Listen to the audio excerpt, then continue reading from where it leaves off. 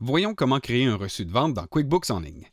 Nous allons vous montrer aussi comment utiliser le compte de fonds non déposé afin de regrouper des opérations en un seul dépôt correspondant à vos relevés bancaires. Note, si un client vous paie sur le champ, vous devez créer un reçu de vente. Si ce même client vous paie plus tard, vous devez alors créer une facture. Nous verrons comment faire cela dans une autre vidéo. Pour commencer, allez au menu Nouveau, puis sélectionnez Reçu de vente.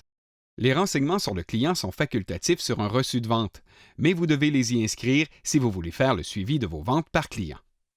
La date de vente est par défaut la date du jour actuel, mais vous pouvez la modifier si la vente a eu lieu un autre jour. Sélectionnez ensuite le mode de paiement utilisé par votre client. Si vous voulez ajouter un nouveau type de paiement, sélectionnez Ajouter. Dans cet exemple, nous sélectionnons Espèces, mais si le client paie avec un chèque, nous inscrivons le numéro du chèque.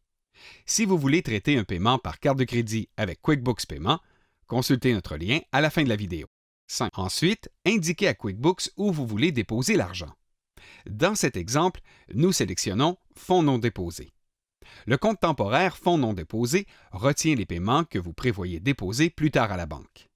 Vous pouvez ainsi regrouper facilement plusieurs paiements en un seul dépôt bancaire. Toutefois, si vous voulez déposer ce paiement unique à la banque, vous pouvez sauter cette étape et sélectionner Compte chèque. Ensuite, dans la section Produits et services, inscrivez ce que vous avez vendu au client. Si vous avez déjà configuré le produit dans QuickBooks, vous verrez la description et le montant que vous lui avez attribué. Vous pouvez aussi saisir ou modifier ces renseignements au cours de la création du reçu.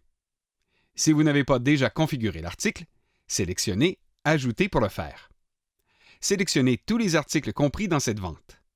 Lorsque vous terminez, sélectionnez Enregistrer et envoyer si vous voulez envoyer un reçu au client ou l'une des autres options d'enregistrement.